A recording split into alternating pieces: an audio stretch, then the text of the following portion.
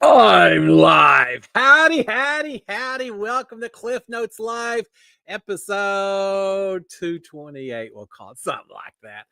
Does it really matter? How many years is that? 4 years? I've had a blast with you guys. Welcome to Cliff Notes Live. Let me start off with a big old SKD 143. I love my wife. I love my kids. I love reality TV. And I love you guys that come out here and hang with me every Monday night, either live or watching it on replay, either one. I just enjoy seeing y'all's names pop up. First thing I usually do is read through the list. And y'all understand, I get warm fuzzy when I see the same names time after time. It means a lot. So thank y'all for that.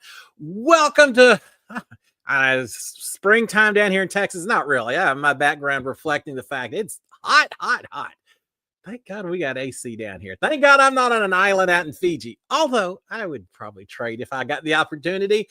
But welcome to Cliff Notes Live. If you haven't already done so, please consider subscribing to my YouTube channel, turning on notifications, and maybe hitting the thumbs up as well. I'm just going to record a little clip, and I'll just have that as a little talking puppet doll up in the corner saying that every week. But they tell me I'm supposed to say it. So yeah, it is what it is. Hope y'all are doing fantastic. Let me come out here. I know we got some questions, but before we do that, first of all, I'm pretty open tonight. Well, we'll talk a few. We'll talk Survivor, Amazing Race, maybe a little Big Brother, things here and there. But for the most part, I'm y'all's. Well, whatever you want to talk about, we'll cover it all. I got some shows we've been binge watching I want to talk about. But before all that, I do want to get my warm fuzzies for the evening. See who all is out here. Mark Taylor starting it off. Mark, how are you doing, my friend?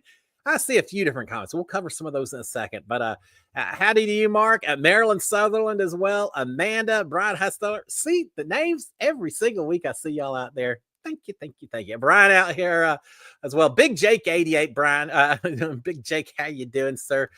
Urban Hermit. Why is that sorry? Urban Hermit, howdy to you as well. Karen Hummer. I love to see all these questions. Carol Mosier, Patricia Miller, Lynn Gideon, Paul Long, Ma, I hope you're doing fantastic. Through school for the semester, I assume, and all that as well. Let's see. I think I said Carol, but I'll say it again. Carol, how are you? Chaz out there as well. Chaz, howdy. Wyatt Garrett, howdy, Wyatt. Marshall Davis, Ken T, Michelle Moore, and that may be about it for right now. I keep an eye on this thing. Hope y'all are doing well. As I said, you wouldn't know it's springtime there. Why do they say April showers bring May flowers? Well, April showers in Houston bring May summer heat. It's like 90 degrees outside, 95, which we should be. I mean, that's not horrible down here in Texas, but when you're not used to it, it hits a little hard. So I'm just going to use it as practice for sitting in front of the TV and getting ready for Big Brother, because it is just almost there. Now, before we talk about the reality shows that are on, real quick, Big Brother, haven't heard anything new in terms of updates. So hold on, because I saw that. Hold on, let me check on my comments and we'll talk a little Big Brother and everything else. Ken T saying any updates on Big Brother? See, we're thinking the same way, Ken T. No, here's my updates. First of all, I haven't heard anything new. I actually went and checked just before we started the show to see if there's any last minute announcements on when Big Brother's starting. No, people are still guessing. I feel like the consensus is just a little after the 4th of July. That's my opinion. I know a few people like Bowie Jane are saying into August and all. I'm just not buying it. I hope that's not the case.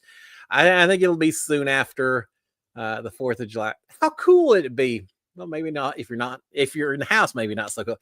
How cool would it be if they started in June and took it through October or so, and it was a 130-day season or something? That maybe would be a bit much. We'd have to really like those people. I have a feeling you could take the nicest, most friendly person that's ever been in the house, and after 130 days, we'd all be ready to move on to something else. It is so funny when a Big Brother season first starts, they have the cast release. I go out there immediately and go out to Paramount and watch the interviews and read everything I can about them. And they're an open book. You don't know how any of them who you're going to like, who you're not going to like. And they're all just a blank page, so to speak. By the end of it, it always by the end, it's like, all right, the plots have played out. We know who probably deserves it, who maybe doesn't so much deserve it. We're ready to move on. So yeah, 130 days would be tough. Now I do I think it was in Germany where they had a Big Brother season. It was basically a never ending or a very long term, like years that people would stay in the house. I remember, was it Temptation Island? Yeah, I'm not as huge into the dating shows, but Sharon and I've watched ones here and there. One of those shows, Island or Eden Island or something, uh, theoretically, people would stay there until they got booted off, and it could be an ongoing show for an extended period of time.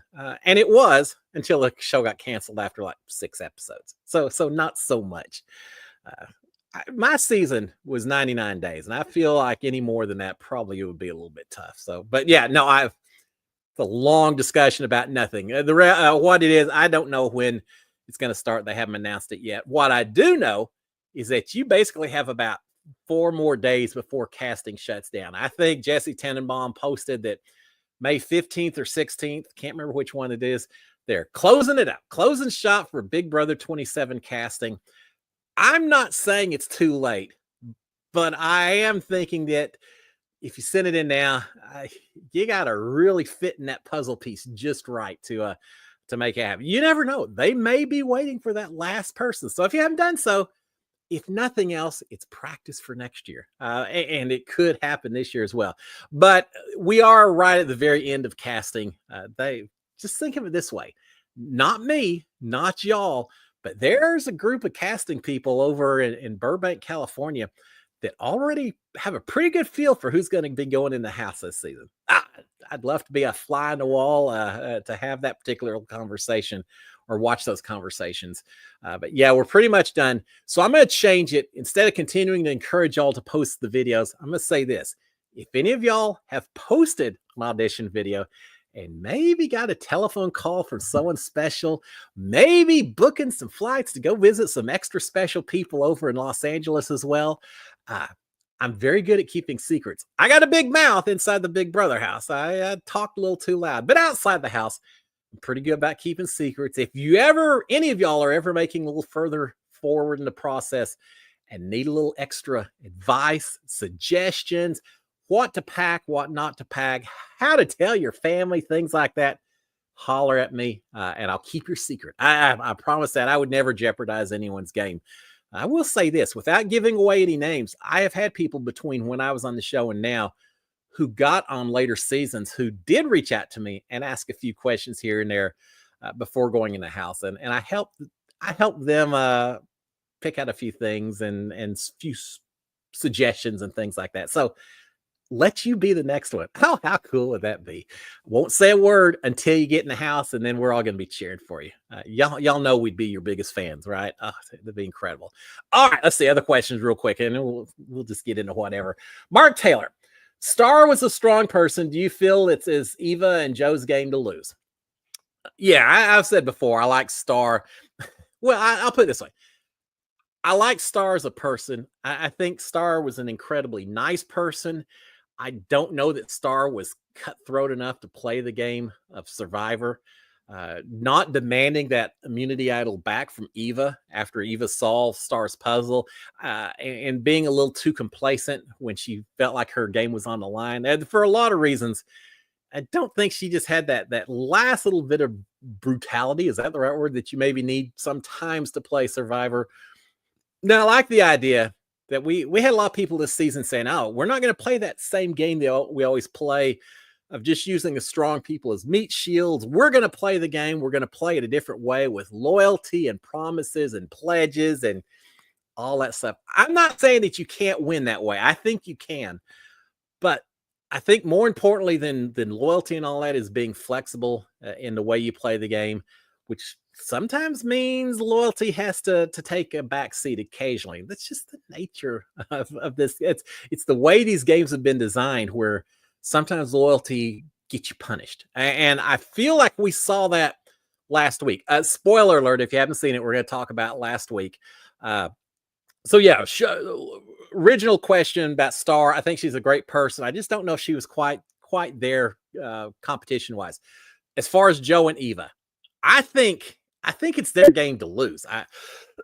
I truly think if either one of those two make it to the final two, or final three, I guess, in Survivor, I think they could win it. I absolutely do. I just think a lot of people are going to relate to their stories. Look at Joe. He's won so many competitions. He showed he was kind of a stand-up guy. We're not talking about David, a different kind of stand-up guy. Showed he's a stand-up guy in the way he worked with Eva. Eva has her own story to tell for a lot of reasons. I think if either one of them make it to the final three, they probably win this whole thing, which suggests to me that if I'm anyone else that's left, if I'm a Camilla, if I'm Kyle, if I'm Mitch, I'm getting rid of those two. How do you hold on to those? A little disappointed last week. I truly thought Mary maybe had figured out that she needed to not just say protect me because I'm Mary, but protect me only because we really have to get at Joe and Eva. I thought the edit was suggesting that they were going to go, and they didn't. It turned out it was Mary anyway. I was a little surprised that Mitch and Kyle, that they didn't go ahead and flip. That more power to them. They showed loyalty for another week, but I just feel like you're getting very close. Eva can play her immunity idols and advantages and everything up until, is it week number 5 left in the season? We've only got 2 episodes left. We're getting dang close to the end. But I feel like Eva's in a pretty good position for her to protect potentially herself and Joe. Remember, she's got the immunity without power, or safety without power, and an immunity idol. So she could protect both of them this coming up week. After that, not so much. And so I think they've got to see the light. Everyone else has to see the light and go after Joe and Eva and get them out of there. So I think that they are in trouble in terms of winning the game. But if they make it final 3, I think they win it. Ma saying this season is boring. I have seen a lot of people online saying this is one of the more boring seasons of Survivor, and not really enjoying the lack of blind sides, the loyalty. Isn't it funny if this was real life, we would be cheering for people who are willing to show loyalty and stand up for one another and exhibit all the character traits that we like to see in the real world. But from our entertainment pleasure, we're not that far away from watching gladiators in the Coliseum and all that. We want to see the chaos. We want to see the flips. We want to see the blind sides, people getting just absolutely eviscerated. I remember that. I remember when I was in the Big Brother house and day 30, I thought I was safe. I thought Nicole was going home, and then they voted me out. The person who got voted out was a little peeved. We'll just put it that way.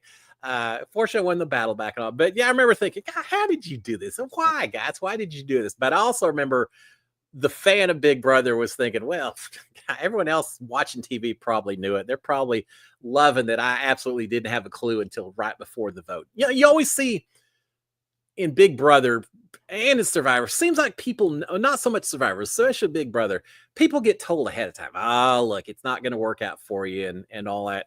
There's very few actual surprise blind sides in the game of Big Brother. Mine was. I didn't know until we were sitting in those chairs right before it came to vote. And then all of a sudden I saw the look on Tommy's face. I was like, this isn't looking good. But the fan of Big Brother applauded the blind side, knew it was going to be exciting. We haven't seen any of that in Survivor this season. So yeah, I think it's Joe and Eva's game to lose, but lose they will, in my opinion. I was trying to think who I think at this point in time probably has the best chance. It could be Kyle. I mean, look at Kyle. He's played a good strategy. He's got Camilla working with him. No one even knows about that. I think that's pretty impressive that people don't understand any better that the two of them are linked together. He's got a strong ally.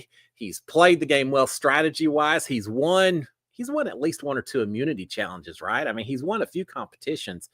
I think just everything is building up for Kyle to potentially win this thing. And if he does, more power to him. I applaud it. I think he's played a pretty good game. Joe is just too far out there. He's too above the radar, I think. And I think that's going to cost him in the end. Chaz is saying, disagree. Think that Joe can win, but struggle with Eva. Anyway, she gets enough.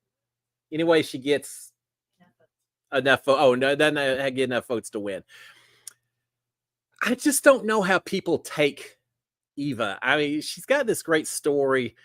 Uh, I don't know if at the end the jury's going to say, she kind of rode Joe's coattails, and now she's won a challenge of her own, right? But are people going to say she just kind of tagged along with him, and maybe she was a little too cocky for her position in the game? I don't know. I don't think this is going to be a bitter jury. I think they'll respect the gameplay, uh, and I think. Don't get me wrong. I think Joe could easily win this game. And y'all know I've been on board the Joe train from when he stood up and kind of did all of his stuff with Eva and just showed that he was willing to put relationships ahead of the game for a little while. I think he's a stand-up guy. I just think that he's a little bit, we see in a lot of different game shows that person, Tucker in Big Brother. Yeah, the person who just puts too big a target on themselves. David did the same thing in this season's Survivor. And I think because of that, he's marked. He's to some degree having to rely, I think, on Eva to protect him. Now, he may turn around and win a whole bunch of immunity challenges between now and then. He'll be like Mike Holloway from that season of Survivor, where he basically, if he didn't win week after week after week, he would have been out the door. Well, he won week after week after week. And Joe maybe could do that. But if not, I think people are going to go after him. I just don't see them not going after him. Chaz is saying Eva had to use the safety without power by final 7. It's expired now. Okay. Thank you. Thank you, Chaz. For some reason, I was thinking by the final 5, I like the fact that it doesn't carry over quite that long. Because when you got 5 people, it's not a lot of choices to choose from. All right. So her safety without power is gone. So all she's got is the immunity idol. So she can protect herself, but no one else. Now, here's a kicker. If Joe wins immunity this coming up week, Eva uses the immunity idol, perhaps. I could see it. So they're both safe. But what if Joe didn't win immunity? Would Eva, thinking that he could be a big target, would Eva give him the immunity idol and potentially save him and risk her own game instead? I can see a logic to doing that, but it would take a lot of courage to expose yourself like that in order to carry the game. Now, I will say this. If Eva used her immunity idol to protect Joe, as a result, they made it to the final 3, that is a huge resume builder for Eva that she could talk about that, hey, I saved him. As many competitions as he won, I saved him at the end to let him get there. I don't know that's going to happen. I'm just thinking of all the different scenarios that could happen. But thank you, Chaz. I didn't realize that power was already expired. I like saying that. I don't have any powers at the very end that protect anyone other than just winning the final immunity challenge. Beyond that, get rid of all the twists. We're done with that. Same with Big Brother. I don't like seeing battle backs that are too late in the season. Do all that in the beginning when there's a lot more randomness and chaos and all that. At this point in time, as you get to the last half, make it all about the strategy and the competitions. That's what I want to see. But yeah, I'm kind of thinking Kyle maybe has the inside track on this. We'll see. Shaheen, it would perhaps be my second pick. Now, if the 2 of them and Mitch and Camilla, if those 4 don't go against Joe and Eva at this point in time, then those 4 don't deserve to win. I mean, it's easy for me to say watching on TV, but it seems like it's time to make the flip. We'll see if they do or not. Can you believe we only have 2 more episodes? That's incredible. All right, let's see what else we've got on here. Brian Hotzer saying this week's episode covers her not using the safety without power. Okay, all right, yeah. So safety without power, great idea, I guess. Yeah, it gives you safety without power. Imagine that. But no, it wasn't used, but it still gives you, just having it protects you a little bit, right? So far. Karen Loveland saying, you skipped over my name. Well, I'm sorry about that, Karen. Obviously not intentional at all. But I'm glad you noticed it. I mean, when y'all notice me doing something like that, call me out on it. Because I would not ever want to leave anyone out, especially Karen. Hey, you've been out here forever, and I appreciate your support. So I'm glad you mentioned it, and I'm sorry about that. And I will make an extra effort next week as well. Carol Mosier saying, anyone guess who will be on Survivor 50? I've been trying to avoid that because, first of all, we all have our own opinions, right? I don't know. I have my opinions. I would hope on a Survivor 50, just like Big Brother, just like the Amazing Race did with Big Brother players. Well, not so much like they did. I want to see, if you're talking the 50th anniversary of Survivor, I want to see a widespread of people. I don't want to see half the cast representing the last 4 or 5 seasons of Survivor. I want to see people from much. I want to see Spencer Pratt. I want to see Chaos Cat. Yeah, I want to see people like that. I've who else? There's so many. When you got 2 seasons per year, 50 seasons as opposed to only half that for Big Brother almost. So they've got a lot of folks to choose from. I would love to see people that we maybe haven't even thought of in several years. Now I know the early seasons, just life moves on with people and all of that, and we're not going to get certain people out there. I've Tina from Australia. I met her. Incredible, incredible person to talk about. She showed us pictures of bears on her porch and all kinds of stuff. But Tina Weston is not going to go back and play Survivor. There's a lot of folks that are like that. Life gets in the way. However, 20 years, if they're doing season 50 of Big Brother, what is that, 23 years from now? If CBS wants to reach out to me, how old would I be? Like 83? And I'll still be on board. Yeah, hey, Jerry from season 10. Nah, no worries. I'll get out there. I'll do it at the age of 83 without hesitation. Wouldn't that be interesting? Yeah, I may move a little slower even than I did in my season, but I obviously understand that as you get to the early seasons, not as many people are as willing to do it. But I'd like to see Survivor 50 be not more than 1 or 2 people from any one season. I want it to have a fresh new thing and new alliances and everything else. We'll see. I don't want it to be just a bunch of season 24, 25, 26, and 27. We'll see if my wish comes true. All right. Karen Hummer is saying, really liking Landman. Lawnman. Really liking Landman. Did you ever work around land wells or always on the ocean? What? Thank you for that question. Actually, the majority of my work was on land. I went offshore a few times. I did some work offshore, and very interesting. The R.H. Galloway was one of the rigs I went out to several times for Arco, company back in the day. I remember the first time I went out to that well, we had to take a boat. They told us, I said, look, guys, it's going to be about a 6-hour boat ride. The waves are incredibly choppy, so just be prepared. It's going to be a rough trip out there.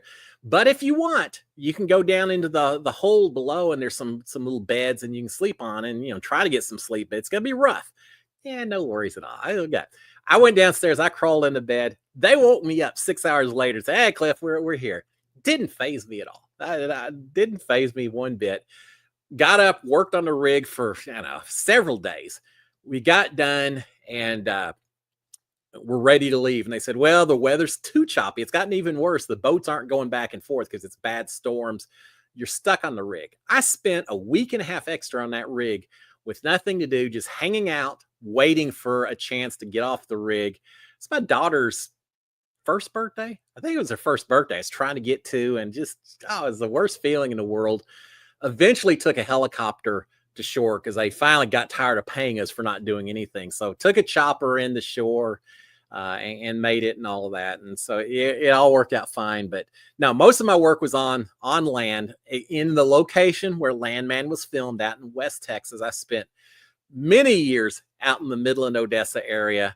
And that show, while I didn't ever have to deal with drug lords and narcos and some of the stuff they show, a lot of the other stuff, somewhat true to life. A lot of very out there characters that I would deal with. A lot of people that you would never want to meet in a dark alley ever. But after working with them for a while and earning their trust and vice versa, man, there's no one better to have your back than some of those folks out there. I met some of the hardest working people while I worked in the oil field. Just incredible. There's just a mentality and a whole different kind of survivor type mentality amongst these oil guys that work out there. It's truly, it was a, I went to college. I got an engineering degree and all that, but I learned a whole lot more. I learned a lot working out in the oil field and working with some of these people that do that stuff day in and day out. It was an incredible experience. So yeah, I spent a lot of time working out there and doing everything they show on Landman, working on the rigs. And I used to work what they call tower, which means I was up at the top of the tower and grabbing pipe. And God, you'd sit up there during some downtimes and look around as far as you could see in every direction.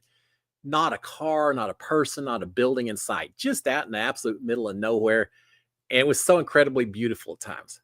A little hot at times too, but incredibly beautiful. I also had times out on a rig at 3 o'clock in the morning with it 28 degrees and mud covering you every time you pulled a pipe out of the ground, feeling absolutely miserable.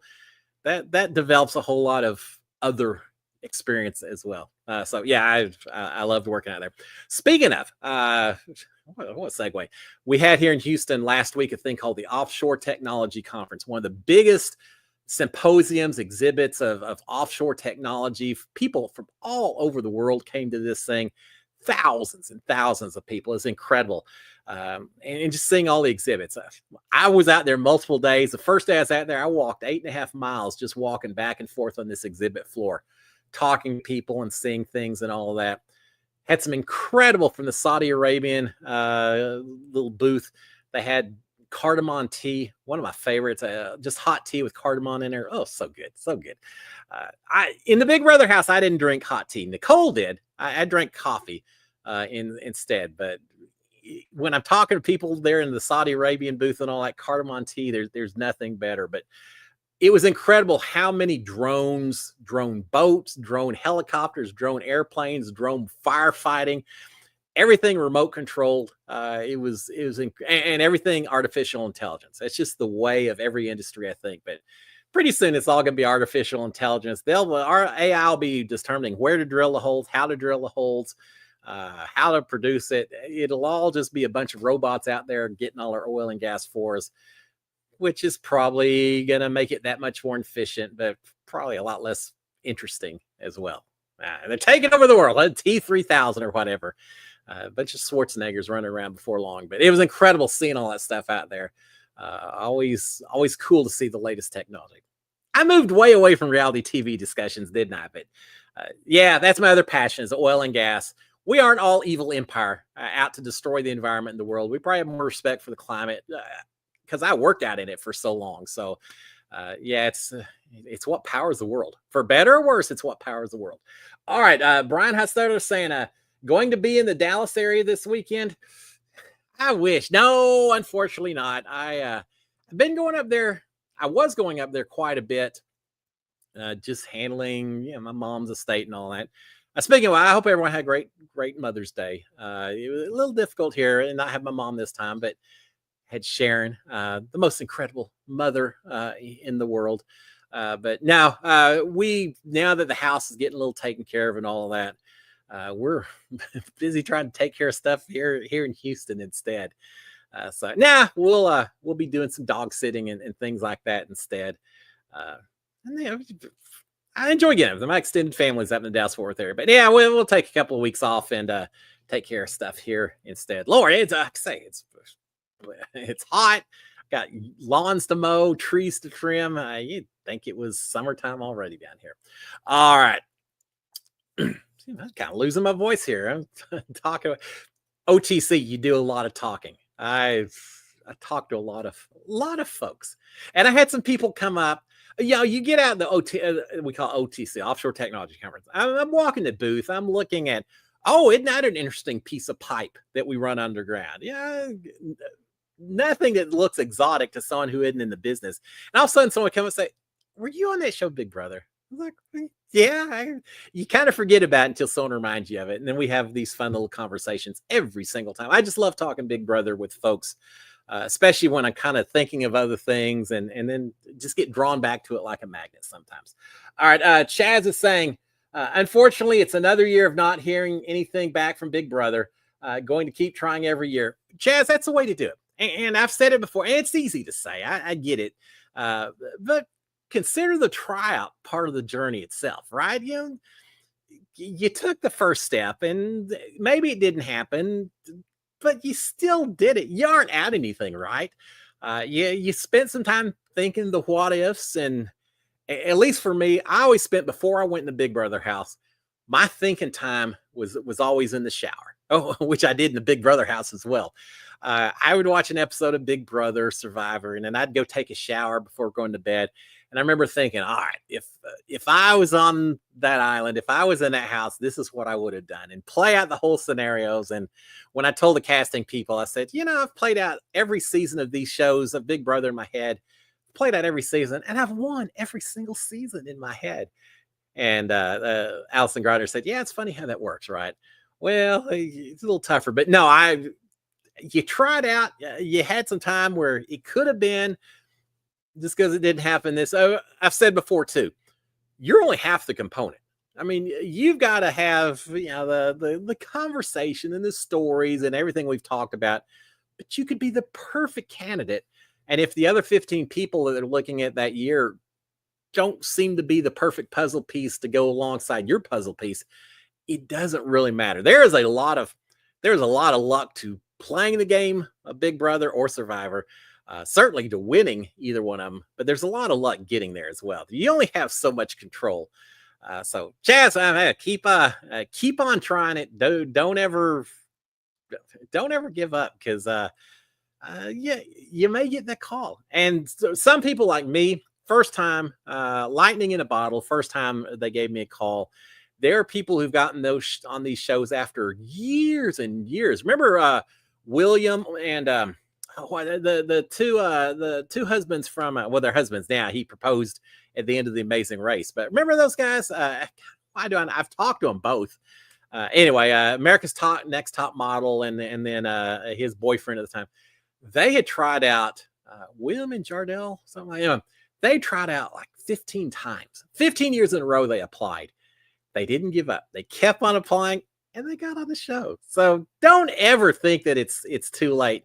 Plus, you as a person change. The first time you tried out versus now, completely different people. My brother Jim and I tried out for Amazing Race 15 years ago, a long time ago. We didn't get a call or anything either. But, your personalities, your characteristics, your stories, the way you look at the world, all of that changes over the years. So keep on trying, keep those spirits up. Don't know what they say. Oh, Chumbawamba. I get knocked down and get back up again. Just keep on doing it. So one of these days, it only takes once, right? Someone has to win the lottery every once in a while, and it might as well be you. So don't give up hope. So I'll say that. Karen Hummer is saying, sorry, I'm kind of losing my vision.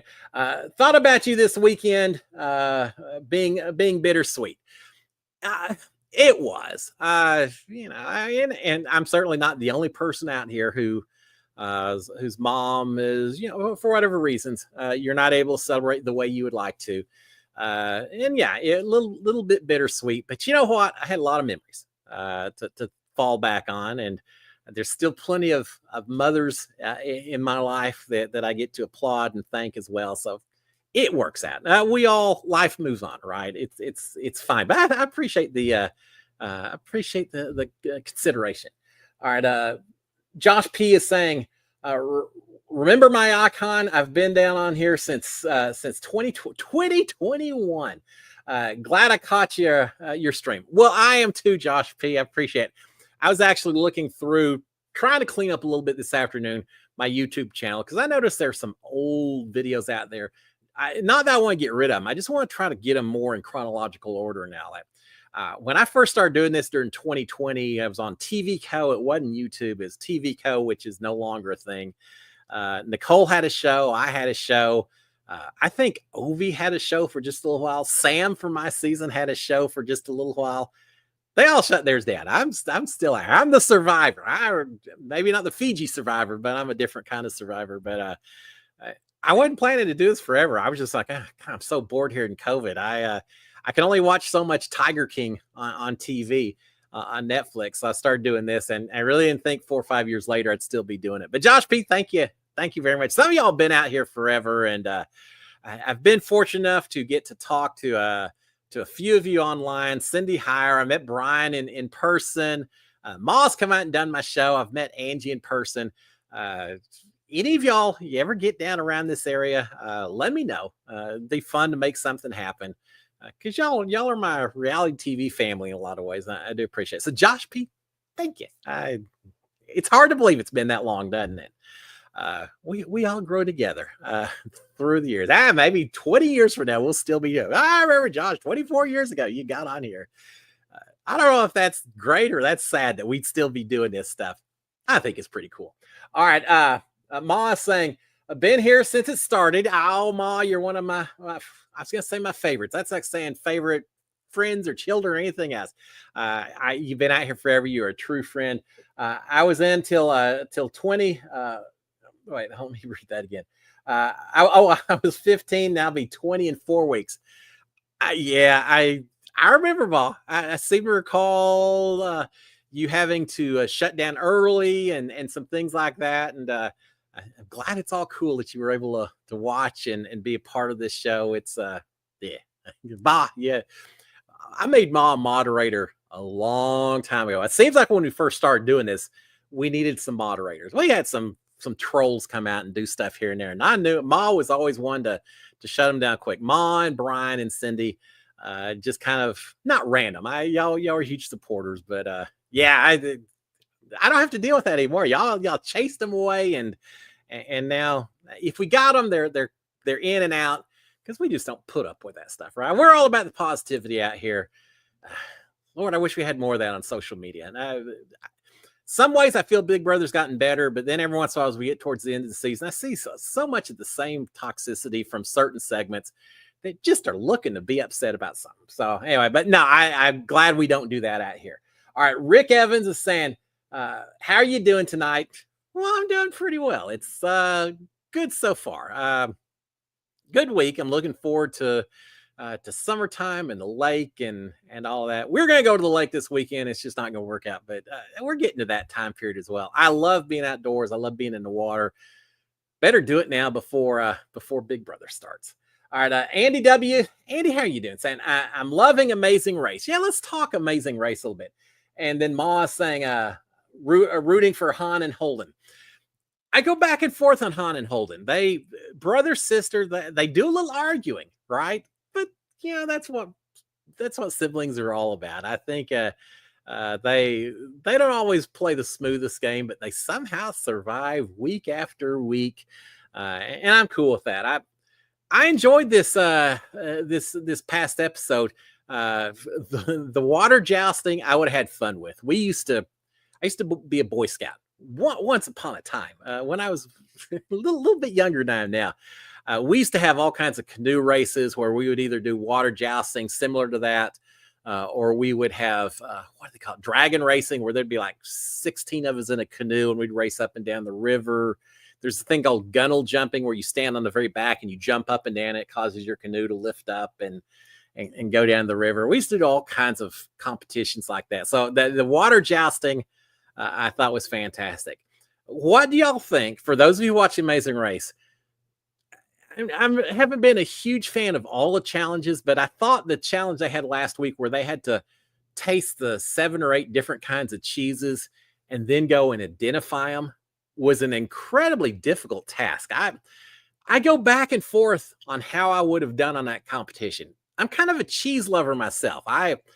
And Sharon gets a little, not irritated. That's not the right word, but sometimes I'll go to the grocery store and I'll find some kind of weird cheese just to see, just to try it out and see. And lots of times it's not the best cheese. It's not cheese that we're used to necessarily, but I always like being a little adventurous with my eating habits, which includes cheese. But trying to identify those things, I don't know what's more difficult from a taste standpoint, identifying all the different cheeses that they had to do, or is it just having to pronounce them all in French? That would have been my downfall. I don't think my mouth works in a French-like way. I'd say maybe I need to say it a different way. I can't. I would be horrible speaking French. There's a reason I learned Spanish instead of French. I don't think I could say the words enough for the guy to ever approve me. It was that would be hard, but it was a fun challenge to watch. And I could have eaten a lot of cheese if it came down to it. Mark is saying, has anyone got got completely lost in Amazing Race and was way off, way out of the race, or way off at the race? I If they did, I don't know that they've actually shown it. I mean, we do sometimes see an episode where uh, Phil Keegan finally just says, I'm not waiting here any longer. These guys are done. And he'll go out and he'll find them on the seashore, still looking for seashells, or in a haystack. We saw this season, still in a haystack looking for their little bracelet or whatever. I'm trying to recall if there's ever been someone where they said, guys, y'all were supposed to be in France and y'all made it into Belgium or something. Y'all went the wrong way. You're 4 hours off course or something. I don't think we've ever made it that far. I have a feeling, because it's not just the two people driving a car, right? Speaking of, there's a lot of people that need to spend a lot more time learning how to read a map before they ever go on the Amazing Race. Learn how to drive a stick shift, learn how to swim, and learn how to read a freaking map. I just can't believe I can, because I know everyone's got Google Maps and all now, but I have a feeling if two people are driving a car, you got a cameraman, you got a sound man squeezed in there. At some point, I can't help but someone would be like, that's German, not French on those signs. Does that suggest anything to you guys? I mean, I got to feel like when they know you are so turned around that you'll never win this thing, that someone's got to be poking you a little bit and giving you some gentle reminders that maybe we don't actually see get to there. I don't recall a situation where anyone was ever lost. I recall people who couldn't finish a challenge and basically just given up on some challenges, and so they didn't make it to the pit stop. But I don't know that they're just see Phil in some car chasing down some little tuk-tuk in India, says, "Stop, guys, stop! It's too late. You're done." I don't think we've ever seen that before. If you're going to go out, you might as well go out with a bang. I'd say, we're close enough. We're not going to win, so let's just drive to Austria just for the hell of it. Let's see how far we can get away before they catch up to us. I have a feeling they wouldn't appreciate that, but yeah, I don't know. All right, Dr. Bose, let me see. Howdy, Cliff, from your favorite flat earther. All right, Dr. Bose, between you and the flat earth and Brooklyn and Cat Dunn with we never made, and Jack Matthews as well, never made it to the moon and all that.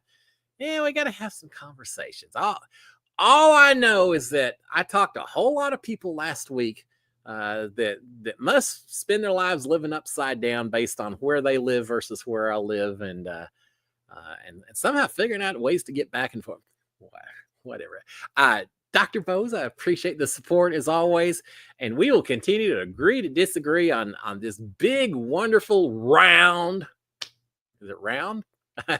Spherical world that we live in, and if not, well, I don't want to know about it, because I like traveling too much. I don't want to think there's ever an edge. I mean, maybe it's a wormhole.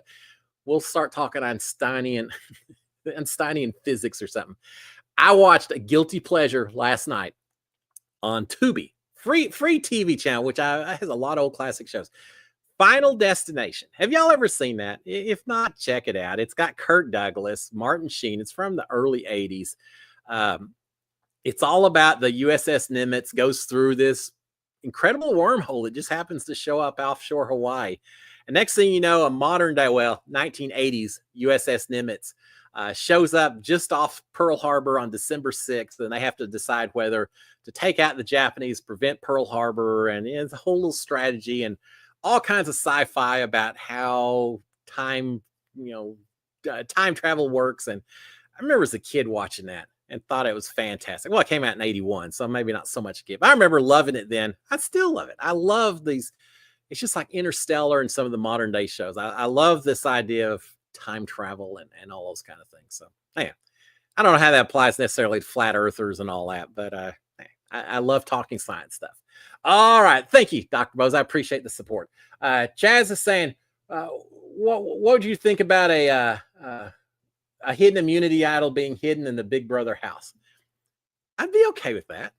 That'd be kind of cool. I mean, we used to do the hide and go veto, and did they do it last season? I don't think they did they? But maybe they did. I don't remember. Ours was the last season. It was a full blown hidden immunity idol, as far as hide and go veto. And it was fun, but it was also a real pain having to clean everything up. And it was just a one-time event and then you were done.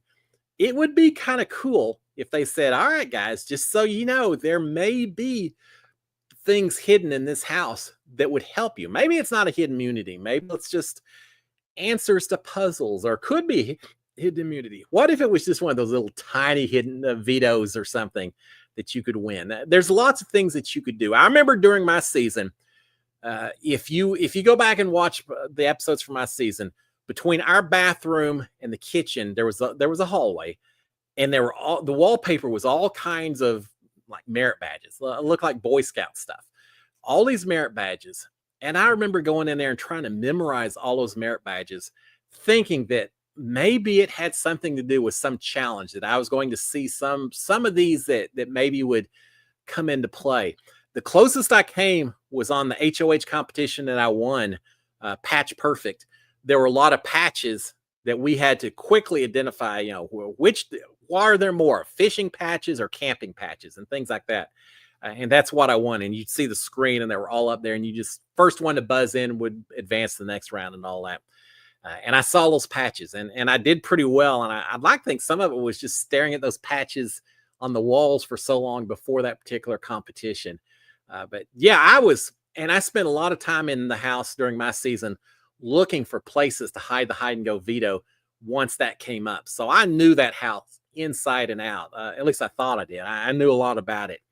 It would be cool if they had some stuff hidden here and there just to see who would notice it or who would find it. Because I guarantee there's some people in my house, my season, you could have changed the whole bedroom to a different bedroom. And they probably wouldn't have. Well, there's people in my season, the bedrooms, they were very focused on. Other parts of the house, maybe not so much. But yeah, I think that'd be a cool idea. I'd love to see some crossover in terms of strategy and twist and things between the big reality shows on CBS. I think that'd be a lot of fun.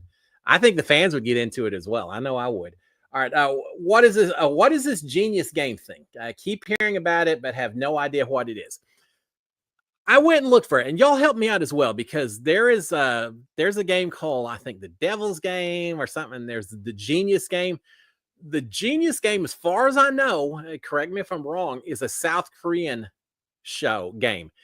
I thought there was a BBC UK version that was coming out, but I haven't been able to find it if it is. And then I saw some talk saying that it's just the South Korean show that's been dubbed into English. It's a new season, I think, of it, and maybe that's what people are talking about. I don't know. I'm probably not as much of an expert as I would like to be. I told y'all last week I love the South Korean reality game shows because some of them, the strategy is so complex. It's hard to keep up. I don't know how we do it over here because it's incredibly smart, the people that get to play some of these games. But the Genius is a South Korean, at least original South Korean game. And I've watched the first few episodes, got lost a little bit. I've actually had to watch them a few times in a row just to make sure I understood the rules and strategy. I got to think that a lot of this, they're told how to play this game, not on camera. And they get a lot of examples and things like that because they just seem to pick it up and run. And halfway through whatever game it may be, I'm like, how do you even figure this out? And next thing you know, someone's got this just brilliant strategy. You're like, oh my gosh, that would work perfectly. It's like traders on hyper steroids or something. It looks like it's a fun show, but I thought it was going to be an English version. I'm not sure it truly is. It may just be an English dubbed version of the original show, but y'all tell me if I'm wrong. I could easily be wrong. But I spent a lot of time looking for it over the past week because I was wanting to watch it. All right, John P is saying, Josh P, how much later did you hear back after you auditioned? For me, very quick. Mine was an online, or not online. Mine was an in-person casting call. It was on a Saturday, and by Sunday night at like 9:00, they had called and said, hey, Cliff, we're here in town. And while we're here, we'd love to talk to you just a little bit more. We didn't get a video of you because it was an in-person casting call. So we just talked to you, but we really need to get you on film. Could you maybe come by tomorrow and talk to us for a little bit? So yeah, yeah, I think I could, guys. That was so hard because I showed up first. I think I was the first person of their schedule of people to talk throughout the day. And I showed up where I was supposed to show up. and there was no one there. And I thought, oh my gosh, is this a, and I had their phone numbers, but I thought, is this a test of some sort just to see how patient you are, how you handle stress? Do I call them? Is that where are you guys? Or do I act cool and like, yeah, it's, whatever. I'll be here when y'all are ready, guys. I ended up not calling. Eventually they showed up, and I think it was just them running behind. But I talked to the casting people who were there. I actually helped them get set up with cameras and everything else for their whole day. So I got a little extra time with them that maybe other people didn't have. And it gave me a chance to relax and just talk to them, not as casting and potential guy on the show, but just as, hey, welcome to Houston. What can I do to help y'all guys out? And it was, that certainly worked to my advantage. But I heard from them the very next day. From that point on, Josh, man, it was a constant communication. Hey, Cliff, we need pictures. Hey, Cliff, we need you to fill out these forms. Hey, Cliff, could you get more pictures? Can you get videos? I remember saying, guys, I'm a dad. I don't take pictures of myself. I take pictures of my kids. And they said, well, we're sure you've got lovely kids. We're sure that you've got a lovely wife, but we need pictures of you, Cliff. And all right. So we went down and we took pictures. I'm going to put out some of the videos and pictures that I use one of these days, so y'all can take a look and tell me what you think. Because I did a bunch of cheesy stuff and all, just trying to have fun. That's what I was trying to do, present myself as a fun guy. Not fun guy like the mushrooms or Last of Us, but a fun guy. Dad joke there. But no, and so eventually then I went out to LA for finals, and they kept saying, you're still in the mix, but that doesn't mean anything. And then funniest thing, and come June, they grabbed me. But I tried out in February 22nd, 23rd, and didn't get on the show till June. So it was drawn out. I was one of the first ones that got involved in the process during my particular season. Of course, that was pre-COVID and all of that. So things may change a little bit in terms of timing and all of that. But I remember that. Talking about a weird spring where I felt like, and Sharon kept saying, Cliff, you're going on the show. It's like, no, I'm not. It's a fun journey, but eventually they're going to call and say, it didn't quite work out. But I spent that entire spring thinking, God, what if I did go on the show? Am I ready for it? Well, I don't know. It was fun. It's fun to think about and dream about those kind of things. And sometimes it happens as well, which still shocks me. Why did they want me? That's incredible. All right. 7:55, so quick. Ken T is saying maybe you get Nicole to join you on Cliff Notes. That would be fun to see again. I would love to do that. I need to reach out to her. She and her husband Brian have their little YouTube scary trailer show. I don't know what it is about Nicole. She was scared of the clowns and everything in the house during my season. Now they watch all this scary, horrific, horrible stuff. We need to maybe I'll get her on here. We'll talk about some of our scary movies, because y'all know I'm a huge scared to death of a few movies, Dawn of the Dead, Psycho, a few others here and there. Well, we'll compare some of that and see what they think. But that would be fun to get her on. Maybe get a few other people. Yeah, I appreciate the suggestion. We'll try to do that. All right, let's see what else. Let's try to see on here. Real quick, because I said I was going to do it. We'll talk more maybe in the later. A couple of shows I've been binge watching as we're finishing up Amazing Race and Survivor. Two shows that Sharon and I spent way too much time watching over the weekend. The first one, Last of Us. You remember that guy was on several years, seems like forever ago. They got a second season. We quickly realized that we didn't remember nearly enough from the first season. So we started off in episode 1 and are watching season 1. And then we're going to go ahead and pick up season 2 once we get done. We've got like 3 episodes left of season 1. Such an incredible show. Really amazing. We saw the episode with Nick Offerman, and it's just a true love story and all that, but really kind of out there. Very, the writing on this was great. And then it's just the interaction between Pedro Pascal and from Gladiator 2 now. And lots of other things, but that's what I think of now about him and Bella Ramsey. I think that's her name. They're just a fun couple to watch. Pseudo father-daughter time. Anyway, we've been binging Last of Us, and I'm back into it again. The other thing that we've been watching, which I've seen, but Sharon had not, Mad Men. Don Draper. Y'all remember that? I know some of y'all have watched Mad Men when it first came out. I watched, while I was in sequester before going in the house, I watched several seasons of Mad Men. As soon as I got booted out of the house while I was in sequester before the finals, I tried to watch all the rest of Mad Men because they were on DVD. They had them available while we were in sequester. I had nothing else to do. I remember 3:30 in the morning calling production saying, "Hey guys, can y'all bring me the next disc of Mad Men?" Well, Cliff, it's 4 in the morning. Are you tired? No, why not? Yeah, bring me Mad Men. I watched so much while I was in there. So I watched a lot. That's what kept me busy. It's what kept me sane, really, for those 6 days between when I got booted and when I had to go back and vote for the winner. So I watched a lot of Mad Men. Sharon had never seen it. So we're watching, recorded them all. We're watching all of those. Man, she's getting caught up and trying to see just how tough it was to be a woman working back in those days in the 50s and all that. It's really, yeah, we you come a long way, baby.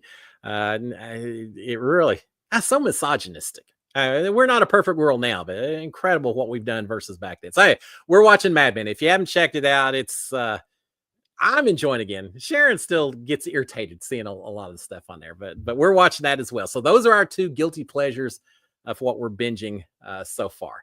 So with that, guys, give me your thoughts on it. Maybe we'll talk about more next week because I didn't really give that as much attention as I thought I was going to. Let me know what y'all think about those two shows. And anyone who knows anything about Genius, if it's out there and I'm missing it, please let me know because I want to watch it. Guys, with that, we're going to shut it down. Y'all have a fantastic Monday. Have a fantastic rest of the week. It's supposed to be 95 degrees down here for the rest of the week. It's incredible.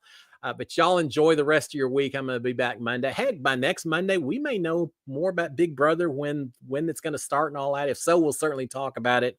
And if not, we're going to be right up to the Survivor finale episode. So we'll be talking a lot about that. So guys, have a great week.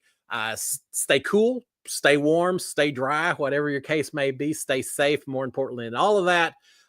Enjoy the rest of the week, and I'll see y'all next Monday. If you haven't already done so, please consider subscribing to my channel, turning on notifications, hitting the old thumbs up, and enjoy your rest of the week. And I'll finish it with a big old SKD 143. Love my wife, love my kids, love reality TV, love you guys out here. You're family. You're my reality TV family. You're my Cliff Notes family. Wouldn't have it any other way. So thank you guys. Appreciate the support as always. Y'all have a good one, and I will see y'all next week. Until then, cheers, my friends. Tip of the hat to all of y'all.